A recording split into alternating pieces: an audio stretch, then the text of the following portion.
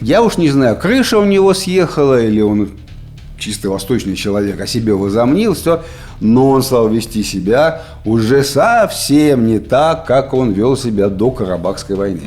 Да, и вот эта смелость, с которой он пошел на конфликт с Путиным, это прямое следствие строительства армии.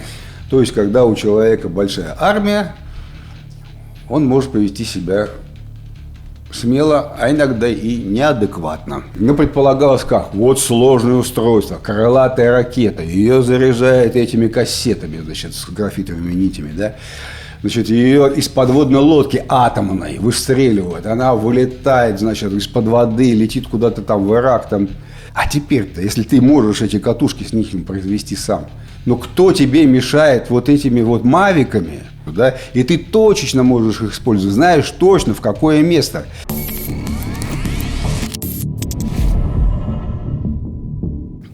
Привет, вы снова на канале Ширяев и Ширяев. Это я, журналист Евгений Ширяев, мой отец, военный обозреватель Валерий Ширяев. Обсуждаем последние события. Здравствуйте, рад вас в очередной раз всех видеть. На истекшей неделе самые важные, может быть, события происходили не столько в военной, сколько в военно-политической сфере. Ведь политика, она все-таки сплошь и рядом связана с войной. И мы уделим этому свое внимание. Ну, а мы начинаем. На минувшей неделе, по данным Минобороны, российские войска заняли населенные пункты Новокругляковка в Харьковской области, а также населенные пункты Новоукраинка, Новосергеевка, Червонная Зирка и Шевченко в Донецкой области. В целом ситуация на фронтах развивается схожим образом, приблизительно как она развивалась последние 3 месяца, 2, точно совершенно. Очень важный участок оказался для правительства Зеленского Сумская область. Туда реально серьезно резервы перебросили, и если вот этот участок Сумской области рассматривать вкупе с той частью Курской области, в которой они постоянно пытаются захватить Теткино, украинцы, а как по-другому рассматривать, если там и группировка российская та же самая, и генерал один и тот же командует, значит, в совокупности это назвать, то вот за последние 10 дней, я тебе скажу, даже и по источникам, и по моим наблюдениям, там был момент, когда российская армия прям стояла на грани утери инициативы. Ну, потом это все выровнялось, сейчас опять баланс такой возник, так сказать, вот, и этот баланс именно вот из-за подоспевших резервов Украины.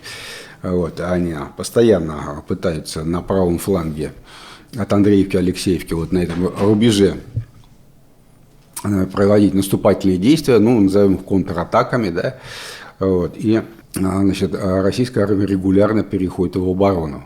И опять потом сама тоже начинает выступать. То есть там вот такой баланс неустойчивый. И, ну, я думаю, что мы еще увидим там какие-то сюрпризы в этом месте. Вот. Что касается южнее на Лиманском участке, 3-й корпус ВСУ намертво сцепился с 20-й армией. И, в общем, в районе, так, по рубежу населенного пункта Редкодуб. И также точно там...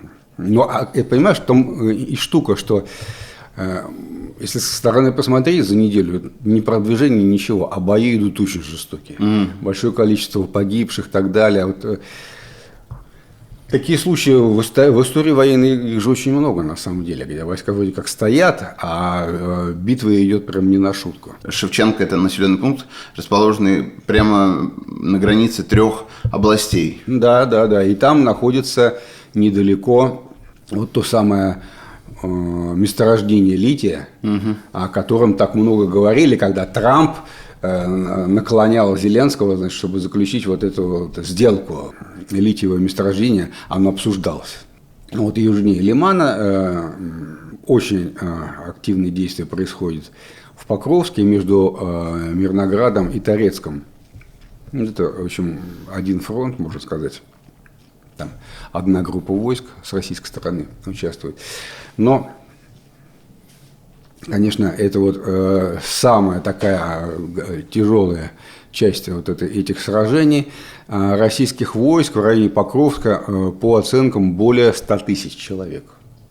Более 100 тысяч. И вот они слева на рубеже там, Дачного, да, пытаются продвигаться, а справа обходят со стороны Мирнограда. И уже вот что здесь еще интересно. Если посмотреть фотографии, ну, довоенные фотографии этих городов, да, то вообще-то все пригороды Покровска – это уже город.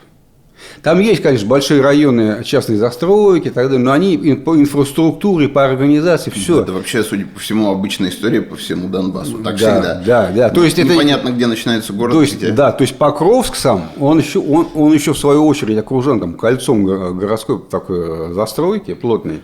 Ну, а это же вообще как бы такая агломерация, Покровск, Мирноград. Да. И когда российская армия туда подошла, она сейчас подошла, вот сейчас вот конкретно, уже прямо вплотную к городам. То есть, одно дело, когда ты наступаешь в сельской местности, в чистом поле, и противоборство заключается в том, что стороны занимают или обороняют какие-то мелкие населенные и прямо укрепления в поле, ну, окопы там какие-то, там, блиндажи и так далее, да, то здесь вот-вот все перейдет в городские бои, а городские бои, они по другим законам идут уже. И там, между прочим, численность наступающих и обороняющихся имеет значение. То есть там не все дронами можно сделать издалека. Как вот помнишь, эта линия дронов, идея такая. Вот эту вот kill-zone, ее в городе-то не особенно построишь. Вот, она как бы киллзон, она на пустоте. Получается, городские бои по-прежнему по старым методам ведения войны. Да, вот точно совершенно, да. Вот. Ну и вот то продвижение существенное, очень, которое я называю для себя оперативным кризисом, причем очень таким внушительным, было между Торецком и Мирноградом. С юга на север войска шли, то есть точно совершенно всеми усилиями там, Сырского, оно остановлено, продвижение российских войск, и они, значит, сражаются сейчас там на рубеже Яблуновка, левее, западнее, да, в районе Попов-Яр, армия российская приступила к разведке боем, то есть ищет слабые места, продолжает атаковать. Здесь остановили, значит, давай искать в другом месте, где можно прорваться. Вот. Но пока все там остановилось, хотя сложное положение. В Торецке затяжные бои. Многие наши, северная часть, она никогда не... Да, многие наши, значит, обозреватели на прошлой неделе, вот на этой истекшей, выступили с такими оптимистическими заявлениями, что вот Торецк уже прям перешел под руку, значит, российской армии, но мы немножко подождем. Российская армия ведет уже даже не тактическое продвижение, а прям я называю это настоящим наступлением. Наступление со стороны Богатыря в сторону излученные мокрые Ялы, где вот заняты эти населенные пункты Звезда, Запорожье, и впервые завязались в бои вокруг первого пункта этой Днепропетровской области, Дачная. Вот, то есть вот раньше этого не было, это прям вот совсем новое. Там действительно продвижение такое, оно очень динамичное, и самое главное, вот видно руку стратега, то есть человека, который управляет этими войсками. Очень серьезно отличается от всего, что мы видим вот в действиях российских войск на севере. Вот. Ну, а еще южнее, там, где располагаются войска генерала Теплинского, группы Днепр, они продемонстрировали видео захода даже не в центральные, а в северные уже районы крупного такого достаточно населенного пункта Каменская. Она стоит прямо на берегу Днепра, но, правда, на том берегу, который был до подрыва плотины. Днепр обмелел, ушел, и сейчас она как бы не на берегу. Вот, но по карте на берегу Днепра. Это какое имеет значение? Дело в том, что с этого места уже действительно, вот если по карте померить, уже крупнокалиберной артиллерией можно обстреливать южные пригороды Запорожья, то есть столицы значит, области. Да. И справа есть такой населенный пункт Токмачка, Малая Токмачка, который постоянно, так сказать, вот, предметом спора осуществляется, и там тоже есть серьезное продвижение. Вот почему я об этом упомянул? Ну, просто потому, что вот, много есть свидетельств того, что вооруженные силы Украины с правого берега Днепра, напротив этой группировки, там, где Херсон и так далее, очень много войск уже перебросило под Покровск и в другие места ожесточенных сражений, что там с правого берега Днепра очень мало войск украинских. Ну, Днепр, большая река, не так просто не перейдешь. Вот. Ну да, буквально захватывать островки посередине Да, реки. вот они их и захватывают. Больше они ничего не делают. Вот примерно так это выглядит на сегодняшний день. Но в общем и целом по всей линии противостояния активные бои с продвижением российской армии. С продвижением. И, конечно, говорить о потерях точных мы не можем, но однозначно потери есть с обеих сторон существенные. Потому что при таком накале боев, ну, они обязательно должны быть.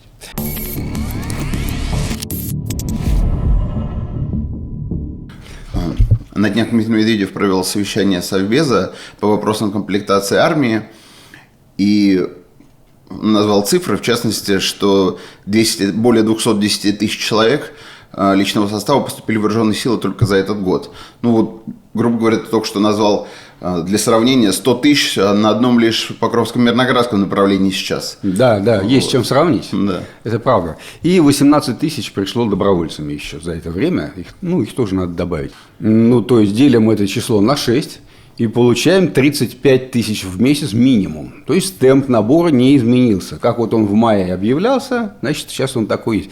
Это существенное превышение над набором в украинскую армию. Существенное превышение. Такое, знаешь, прям тысяч на 15-20 вот, в месяц. И означает, что за полгода можно создать такое преимущество, ну, на 100 с лишним тысяч человек. Да, еще дополнительное преимущество над украинской армией. И вот тут пошли разговоры и слухи значит, о том, что готовится частичная демобилизация. Вот я как раз об этом хотел спросить.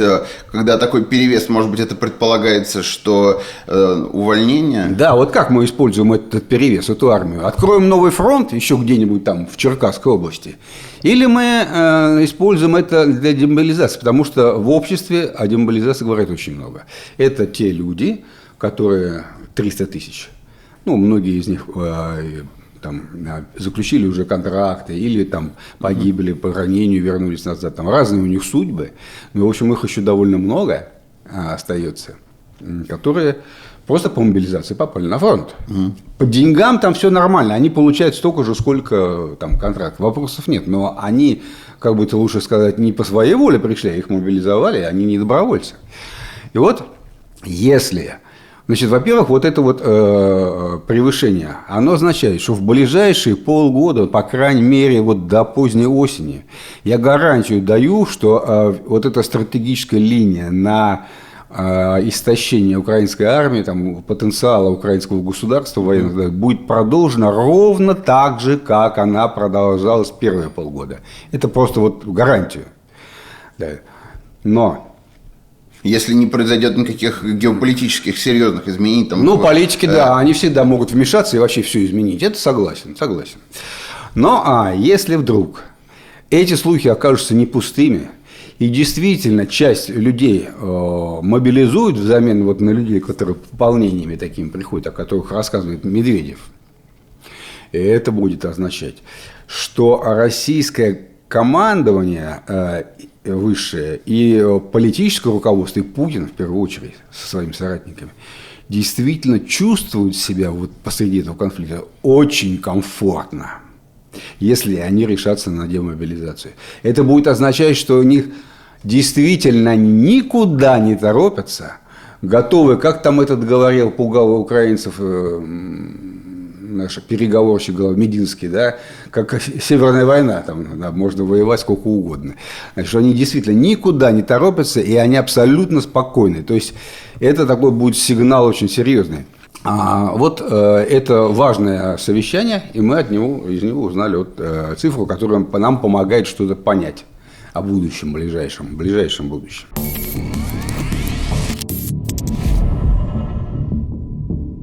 Ну так про Трампа.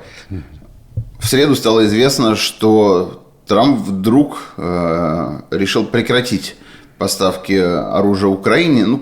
Какая-то часть была прям остановлена на границе в Польше, которая уже должна была быть направлена на Украину. Они уже в грузовиках были, вот прям через границу должны были переехать. Это потрясающая история. Ну, а вообще, что произошло, почему так?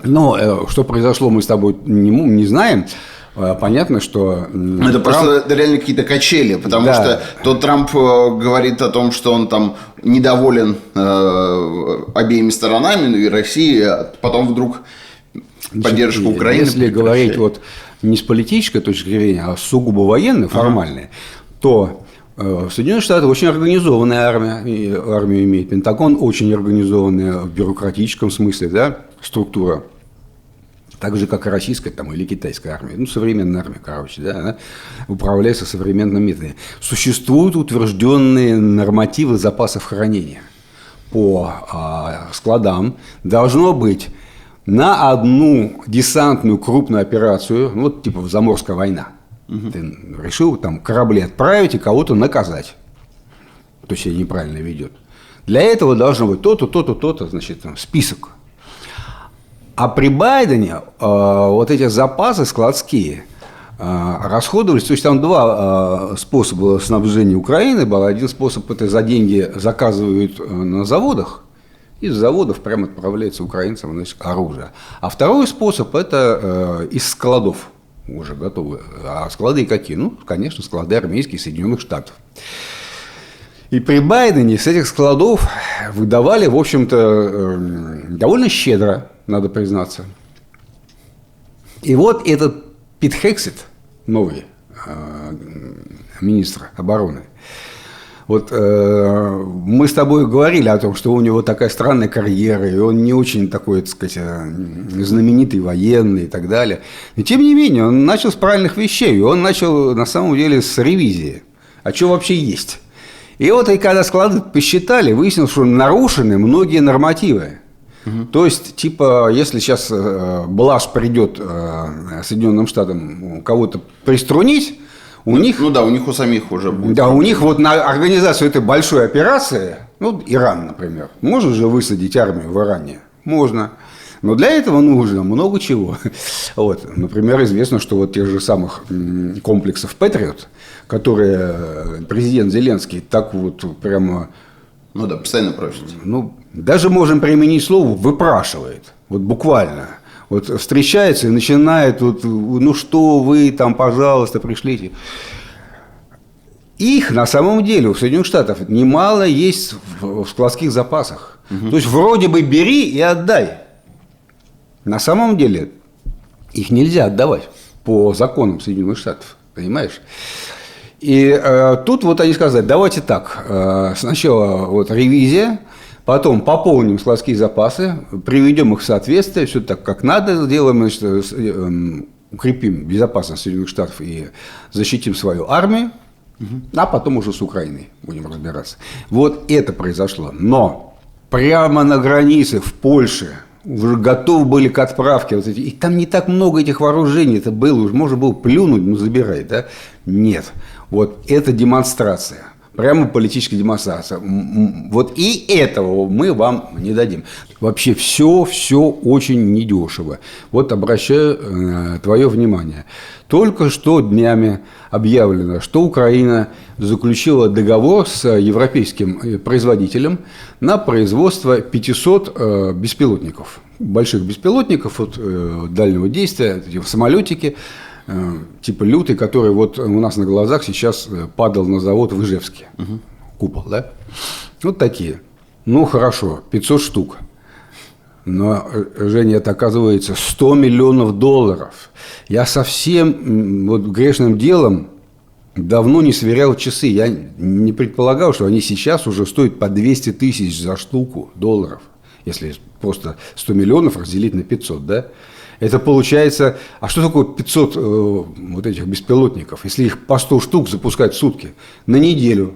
Понимаешь, то есть прям расход идет катастрофический. Нет, я понимаю, когда в начале конфликта артиллерийский снаряд 155-миллиметровый стоил там $800, а сейчас подошли к стоимости в некоторых партиях до 8 тысяч в 10 раз. Тут роль сыграл рынок, потому что их просто заводов не оказалось. И, конечно, производители тут же воспользовались и подняли цены. И это ладно.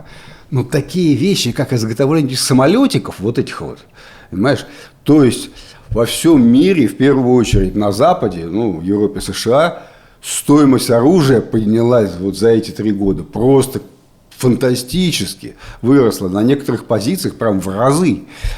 Вот какая история. Поэтому, конечно, Трамп обо всем этом думает, ну и его советники. Они понимают какие-то существенные расходы. А так вроде здесь 100 миллионов, там 500 миллионов. Здесь они выстрелили, Киев защитили, уже 300 миллионов улетело. Ну, это надо еще ракеты и так далее. Все это вместе складывается в десятки миллиардов. Конечно, они об этом думают и будут, наверное, пересматривать свою политику. Трамп об этом говорил. Но вообще-то, конечно, мужик он взбалмошный. Представить себе, что он выкинет завтра, это же не только Зеленский, это и Путин должен к этому быть готов, что завтра что-то произойдет совершенно неожиданное в отношении него, а не в отношении Зеленского. Но в общем и целом это решение, ну, очень сильно не в пользу Украины. Вот решение прекратить эти поставки. И это решение, как у Трампа повелось, неожиданное. То есть без предупреждения, без предварительных переговоров, прям сразу бам. И Зеленский узнает об этом из газеты «Нью-Йорк Таймс». Вот так.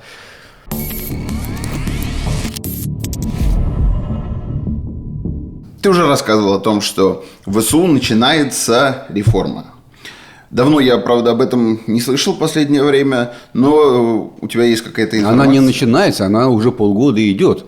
Это так называемая корпусная реформа. Они переходят... Ну, как там было устроено? Вот куча бригад. А на местах, если необходимо создать группировку для того, чтобы решать какие-то задачи, ну, как правило, оборонительные, значит, ну, не только вот в Курскую область заходили большой группировкой тоже, то создается так называемая тактическая оперативная там, группировка. Местная, создается местный штаб, ему подчиняются различные, с разных мест вот эти бригады, куски бригад, начинает переброска с одного фронта на другой и так далее. В общем, все это такие достаточно, ну не то чтобы хаотичные движения, нет, конечно, но не систематизированные, не системные, понимаешь, это все приводит к соперничеству командующих между собой, например. Вот я у тебя забираю, а ты не хочешь отдавать и так далее. А вот переход на корпуса – это закрепление участка за конкретным корпусом, у которого прямо вот такие-то, такие-то бригады, там корпусной комплект внушительный, ну, я имею в виду там, артиллерия, реактивная артиллерия, там, бригады связи и так далее. Все свое. По идее, это должно улучшить обучаемость войск, потому что уже новобранцы не в разных там местах будут, а вот в одном будут корпусе собрались, там они и продолжают свою службу уже все время. Вот. И, конечно, управляемость войсками. Но это очень не сразу. Поэтому вот реальные положительные качества, положительные результаты перехода на корпусную систему все-таки, скорее всего, мы увидим где-то еще через полгода. Но сейчас эти корпуса, вновь созданные, начинают занимать свои места. Старое оперативное командование убирают, на их место заходит корпус. И вот это сейчас происходит. Вот в частности, в районе Редкодуба, там уже прям корпус сражается против 20-й армии. Но есть еще одно соображение.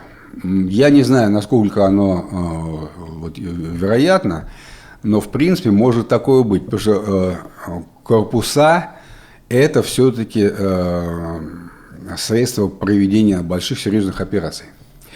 Вполне возможно, что на 26 год планируются какие-то наступательные операции, и об этом командование и сам президент Зеленский сообщает своим союзникам. Ну, естественно, это большой секрет. Сообщает там Трампу, Питу Хексету, рассказывают, что вот у нас сейчас все готовится, и скоро мы будем атаковать Россию. Значит, ну, как атаковать? Здесь, наверное, не Крым вернуть, но добиться каких-то успехов на фронте, отбросить там на какую-то дистанцию и так далее. В общем, корпус – это все-таки инструмент наступления, в том числе. Вот, поэтому вполне возможно, что дальний план такой есть, затея. Типа будем атаковать. Но посмотрим, как это все закончится. Раньше, чем через полгода, по-любому нет. Нет. Рано, слишком рано.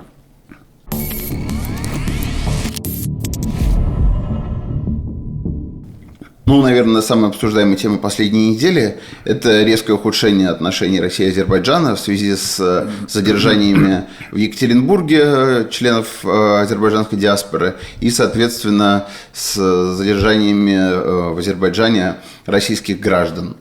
Айтишников, да, каких-то. Ну да, в Екатеринбурге это связано с уголовным делом. Абсолютно понятно, да, тут спора нет никакого. Что это совершенно разные задержанные, но вообще Азербайджан резко так прям, ну, ухудшение отношений, понятное дело, не испугался. Произошло после крушения азербайджанского самолета. Да.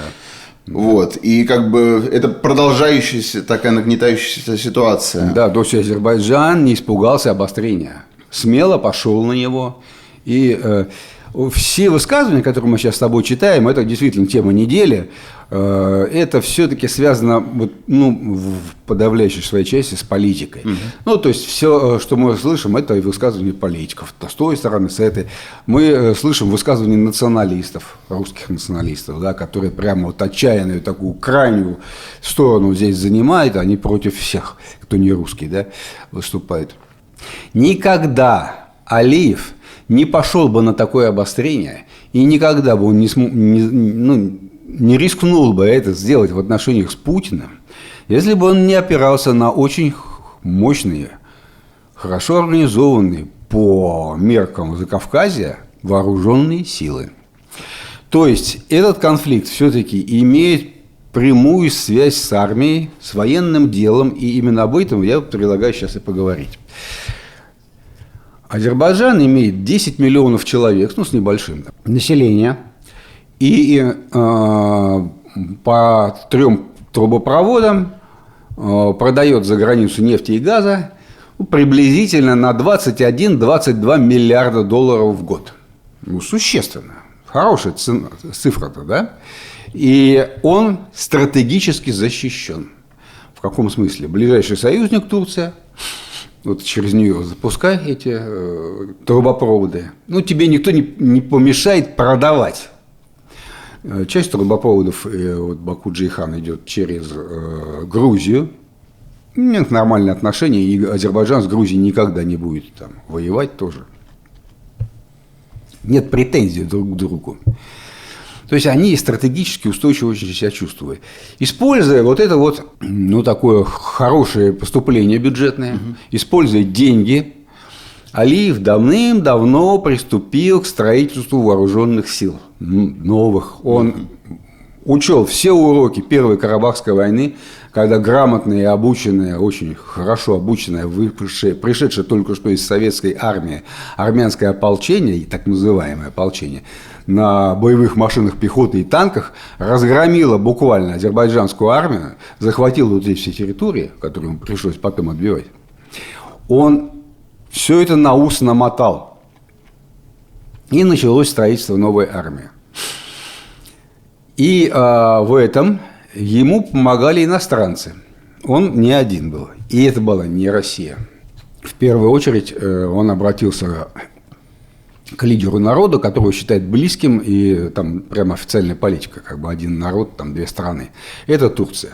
Азербайджанцы не турки на самом деле, но очень близкий народ. Это вот факт. Кроме того, они через Турцию наладили хорошие отношения с военно-промышленным комплексом и политиками Израиля. И вот как поступили? У нас очень много в России танков в запасе. Ну, я имею в виду на хранилищах, стоят с советских времен, старые, их время от времени там достают, ремонтируют, модернизируют, там, отправляют на фронт. Вот эти танки Т-55, что с ними стали делать азербайджанцы? Они заключили договор с израильской компанией. Из них не танки стали делать, а из них стали делать, поскольку двигатели хорошие, броневые значит, корпуса бронированы отличные, все, стали делать инженерные машины разграждения, это которые расчищают завалы в горах. Стали делать БАТы, это большой артиллерийский тягач. То есть вспомогательную технику, но мощную, настоящую. Ты знаешь, я в этом увидел такой прям очень хозяйновитый подход. Прям такой хозяйский, молодцы.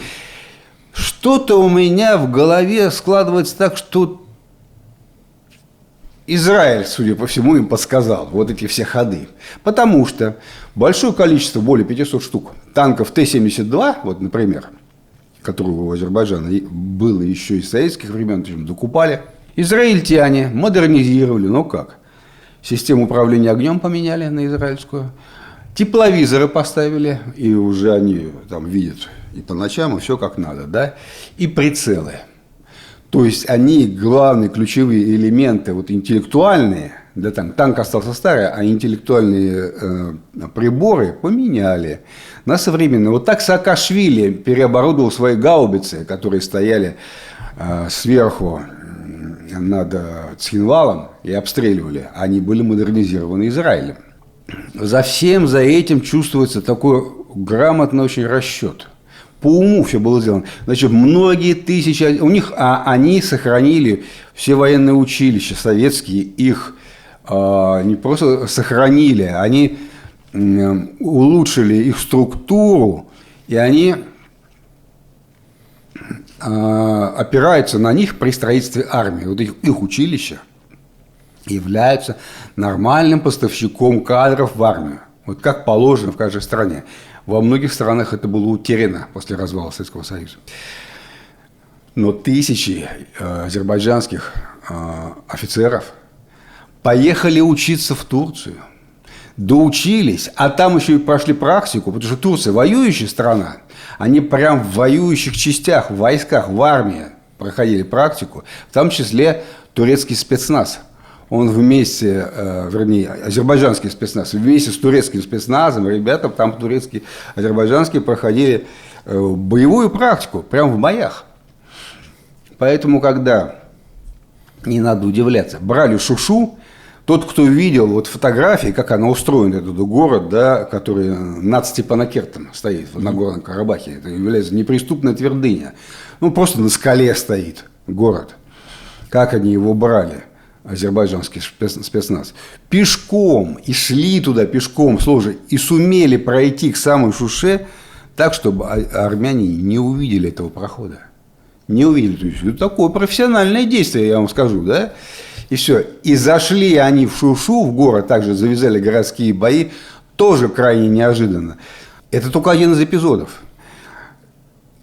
А азербайджанская армия, ну, помимо вот этих там 500 танков, ну, более 500, имела уже к началу конфликта около 160 гаубиц западного калибра, натовского 155 мм, длинноствольных, длина ствола 52 калибр, которые стреляют намного дальше, чем российские гаубицы М100С, которые сейчас станут на СВО, да, или на М100Б. У него, Азербайджан, преимущество по дальности стрельбы перед Россией. И значительную часть этих гаубиц составляют, например, сербские гаубицы. Сербия им поставляла. Ну, другие страны тоже. То есть они, не шутя, подошли к реформе армии. И у них 5 корпусов армейских. Это общая численность где-то 126 тысяч человек, а вместе с резервистами более 400 тысяч. И из них 5-й корпус находится в Нахичеване. Если посмотреть на карту, то увидим, что, значит, у Азербайджана тоже есть оторванный от страны кусок в другой части мира, отделенный Арменией. от Азербайджана, да, от Нахичевани. Нахичевань. Там вот этот 5-й корпус располагается. Но остальные 4 корпуса все принимали самое активное участие вот в этом Карабахском конфликте, вот в этой войне. И это был триумф. Прямо они вот по-настоящему. И я уж не знаю, крыша у него съехала, или он чисто восточный человек, о себе возомнил, все, но он стал вести себя уже совсем не так, как он вел себя до Карабахской войны. Да, и вот эта смелость, с которой он пошел на конфликт с Путиным, это прямое следствие строительства армии. То есть, когда у человека большая армия, он может повести себя смело, а иногда и неадекватно. Но это зависит от его взгляда на обстоятельства. Это для, например, Марии Захаровой он неадекватно себя ведет, а, предположим, для турецкого президента Эрдогана он себя ведет абсолютно адекватно. По-всякому можно рассуждать.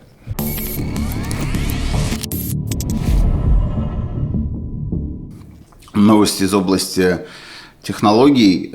На днях китайские СМИ сообщили, что в КНР создана новая бомба, которая выводит из строя электросети. Предположительно, это графитовая бомба, которые вот применялись в Югославии, например. Да, но эта идея-то не новая. Как делали англичане во Второй мировой войне. Вот на немцев, на немецкую территорию запускают воздушный шар, он плывет по воздуху, а за ним волочится оголенный металлический провод по земле. Он на линию электропередачи наезжает, и получается замыкание с землей, вот короткое замыкание. Вот идея та же самая. Тут надо, правда, в пользу китайцев немножко сказать, а они отвечают. Дело в том, что их злостный враг правительства Тайваня создал эту бомбу в 2007 году. Они ее сделали по образцу американской бомбы, значит, соответствующей графитовой, и собираются начинять ими к боеголовке своих крылатых ракет, тайваньских ракет. Они сами делают свои крылатые ракеты. Вот представьте, Украина до сих пор не может делать, а маленький Тайвань может. Маленький Тайвань много чего может. Да. И эти ракеты тайваньские могут доставать до линии электропередач в Шанхае и Гонконге. То есть, вот. И вот Китай спустя столько лет, то есть, тоже свое такое придумал устройство. Принцип таков. Это цилиндр размерами приблизительно с пластиковую полулитровую бутылку. Приблизительно вот такого размера. В нем штабелями уложены катушечки такие, на которых намотаны длинные нити графитовые, на основе графита вещество. Графит хороший очень проводник. А эти вот нити, они прям сверх хороший проводник, очень хороший проводник. Ток по ним течет прям мгновенно. Вот. И парашют, он стабилизирует этот цилиндр над конкретным участком, и на определенной высоте вышибной заряд срабатывает, выкидывает все эти катушки, они разлетаются по воздуху, начинают вращаться, раскручиваться, и эти почти невесомые нити графитовые, они вот такие, знаешь, как волокна, они плывут по воздуху, ветром его заносят куда угодно, и они такие вездесущие уже. Получается, ими можно накрыть сразу большую площадь очень. Если они падают на линии электропередач, мощные линии электропередач, вот, которые мы едем по сельской местности, регулярно видим, ЛЭПы вот эти, да, они, соответственно, вызывают короткое замыкание, электрическую дугу. Электрическая дуга немедленно приводит к возгоранию. И тут работает такой важный очень принцип. Чем мощнее система, чем больше там, киловольт и так далее, тем тяжелее последствия от этих нитей. Слушай, помнишь, раньше все обсуждали новую технологию, которая вообще все в мире изменит, это графен. Да, графен, он никуда не ушел. Все уже, по-моему, забыли. Просто столько теорий строил по поводу того, что графен все изменит. В итоге как-то слишком сложно его делать или что такое? Может быть, эта бомба использует графен? Нет. Китайцы, по-моему, те, кто как раз может такое сделать. Это сделали американцы, это не китайцы сделали. Нет, это не графен. Это на основе графита специальное вещество. Нет, я имею в виду, вот эта новая бомба, новейшая бомба, может быть, она действительно задействует графен. Но и та, которую сделали американцы, работала так. Ну, а графен-то он насколько круче? Может быть, он все уничтожает. Но, скажем так, если из истории, значит, впервые массово применили ее против Саддама Хусейна, когда с Ираком воевали, начиняли... В смысле, войны в Персидском заливе? Да, начиняли этими, значит, кассетами, боеприпасами боеголовки крылатых ракет «Томагавк», с подводных лодок стреляли, они скрывались над определенными районами, где проходят линии электропередач, не только, но и электростанции, трансформаторы и так далее, все, что связано с электротехникой. И было уничтожено, так пишут, по крайней мере, в источнике, 85% объектов электроэнергетики. Угу. И просто страна осталась без света. Там сразу же дошло до того, что люди стали умирать на операционных столах, потому что у врачей отключались приборы, отключалось освещение, анестезия, все. Но это говорит только о том, что бестолковые директора этих госпиталей не озаботились подключением резервных генераторов. Это тоже надо заметить. Но тем не менее. Так они, может, тоже вышли из строя? Дело в том, что от таких, по-моему, штук должны специальные бронирования, армирование создаваться, но это же все система предохранения, там все можно. Это же невозможно все обеспечить таким. Нет, резервное питание, оно вот здесь у тебя стоит, прямо в комнате. Ну, дело не в этом. Сработало. И сработало массово. В следующий раз начали обстреливать Югославию, и там отключилось 70% электроэнергетики. Но, правда, там как-то стали делать так, чтобы ее можно было восстановить, чтобы просто оказывать давление на общество и американцу, ну так публично, это прямо в пресс-конференциях их военные заявляли, что нас не интересует страдания простого народа. Выглядело это так, типа, отдайте Косово, мы вам включим электроэнергию. Но югославы, сербы бросились ремонтировать эти поврежденные электротехнические мощности, и американцы второй раз сбросили эти, значит, вот нити, чтобы ни у кого не возникло там сомнений в их решимости. То есть все, четко знаем, что работает, и можно применить. Это входит, ну, как бы сразу мы здесь переходим к той эпохе, когда это оружие появилось и было создано. Когда Фрэнсис Фукуяма написал свою знаменитую статью «Конец истории», в обществе возникли прям радужные надежды о том, что вот теперь, значит, весь мир пойдет к счастливому какому-то своему будущему, будет мир, дружба, жвачка, значит, никто не будет воевать. И действительно стали резко сокращаться европейские армии. Немецкая армия, 11 дивизий, костяк НАТО в Европе. Во что она превратилась там мгновенно, да? Вот что значит прекращение финансирования. И на остатках Советского Союза армии союзных республик прям сразу просто исчезли, а их главная преемница, это российская армия, тоже сократилась в разы. То есть с обеих сторон этот процесс шел прям бурно, и это привело к очень серьезным экономическим выгодам. И тогда, именно в эту эпоху, вот появилась идея, что давайте и оружие другое делать, нелетальное так называемое оружие, оружие, которое не убивает людей, ну, предположим, отключает электричество. Это все из области полицейского оружия. В полиции оно как раз так и запланировано, например, там газы слезоточивые, там, резиновые пули. Да, резиновые пули, все, что помогает там пресечь, предположим, массовые беспорядки, но не убивает людей. Вот, например, в ту же эпоху распоясались сомалийские пираты, и европейские корабли начали нанимать, через контракты с ЧВК, ведь гражданский корабль не имеет права оружия на борту иметь. В эту же эпоху возникли вот эти идеи отказаться от самых, как вот европейские философы считают, жестоких и нечеловеческих способов убийства или военных действий, Это противопехотные мины. Да, сказали, давайте откажемся от противопехотных мин. И возникла конвенция соответствующая, все стали подписывать ее.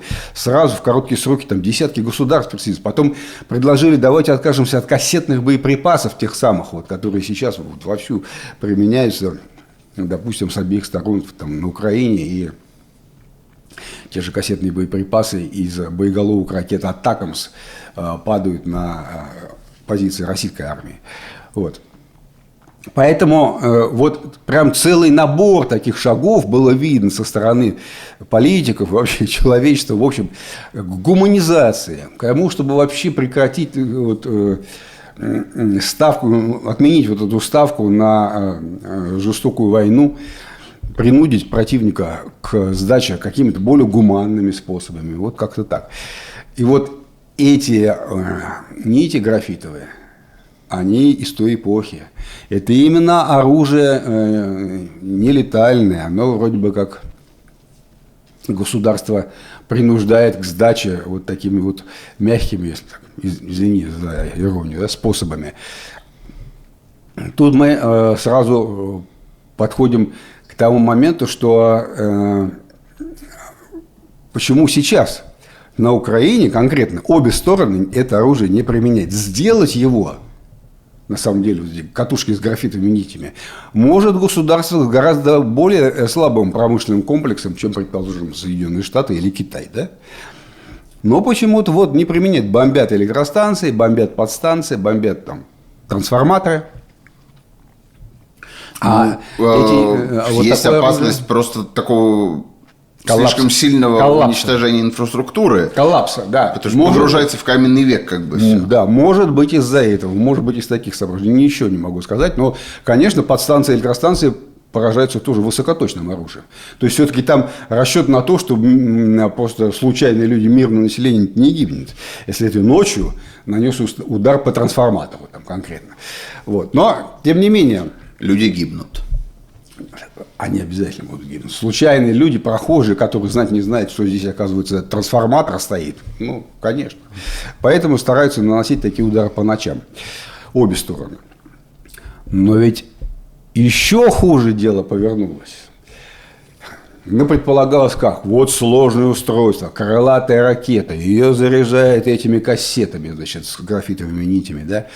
Значит, ее из подводной лодки атомной выстреливают, она вылетает, значит, из-под воды, летит куда-то там в Ирак, там над местной подстанцией распыляется. Ну, все, это непросто.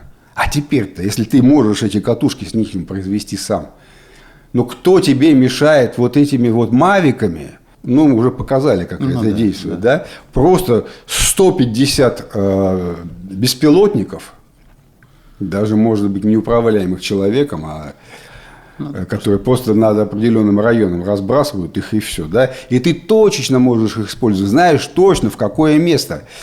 И точно так же, как стратегическая авиация США и стратегические ракеты России оказались в уязвимом положении перед таким оружием, ну, можно просто в самолет влететь этим таким мавиком, и никуда он больше не улетит, ни на какое боевое дежурство. Точно так же в тяжелом, таком опасном, уязвимом положении оказались страны с очень развитыми системами энергетическими.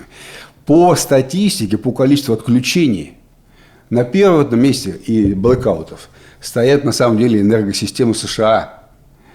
И если там это применить, вот просто представить себе фантастику, да, каких-нибудь условных мексиканцев, которые горят жаждой мести, там, да, или там, хотят отомстить американскому правительству, которые просто организуют вот такой диверсионный акт по всей стране сразу. Я так понимаю, что ты говоришь, что это просто делать, видимо, это нифига не просто.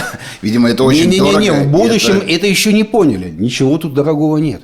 Это просто еще не поняли, еще не въехали, что По-моему, это самое очевидное. Это то, что показывается постоянно в всяких шпионских боевиках. Вот эти вот фантастические МП-пушки, которые чуть что, значит, обесточивают целые районы, города и так далее. Значит, это очень удобный способ. Удобно, да, но если тебе военные уже дали этот способ, и вопрос был только в средстве доставки... Возможно, это все-таки суперсложно. Сложное средство, да. То теперь выясняется, что это средство доставки Оно полкопейки стоит? Средства доставки. Сами эти графитовые бомбы, может быть, Да они на нет. самом деле супер дорогие. Жень, да почитай, как они устроены. Нет там ничего дорогого. Нет там ничего Это сложного. очень странно. Вот в этом самая главная проблема. Там самая технологичная часть состояла именно в доставке.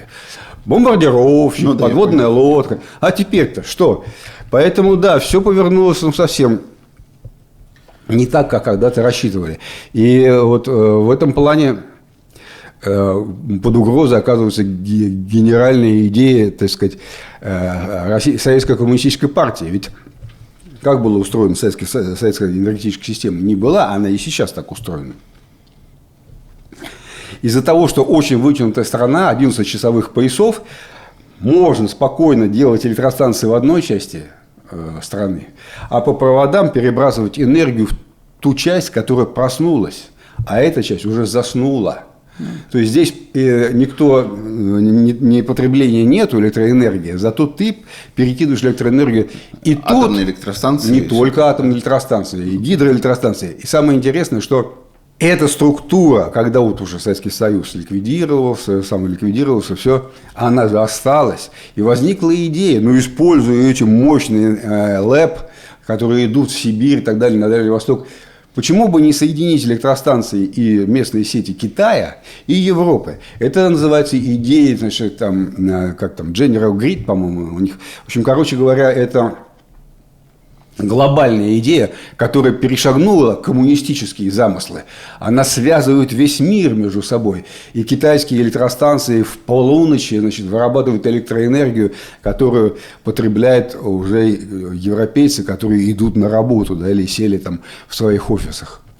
Вот все это может осуществиться исключительно, если страны не воюют между собой, если мир наступил во всем мире. А, конечно, вот эта вот бомба, она против этого работает. В любом месте можно перерезать, оказывается, эту систему, и не так-то сложно. И европейские ученые задумали этот проект не просто, он подсчитан. Мы знаем стоимость примерную вот этих ЛЭП, которые надо усилить, увеличить и так далее. 28 миллиардов долларов. Но выгода будет фантастическая. И разработано 3 маршрута. 2 южных, они идут через очень опасные страны, вплоть до Афганистана. Там я бы вообще... Завод по разливу лимонада я бы не построил в Афганистане. Ну, тем не менее, Кока-Кола там разливает, и оно у нас в России продается. Да, но тем не менее, стрёмная страна, боязная. А вот северный маршрут идет через Россию, и российское правительство прям заинтересовано в этом. Вот что важно. Китай такие планы, которые связывают странами, что поддерживают 2 руками. Китай как раз за глобальные сети. Вот, в отличие от многих, кто сейчас говорит, что все, глобализм закончился, каждый живет в своей квартирке по отдельности, дайте мне графитовую бомбу, я на всякий случай буду сторожить свою границу.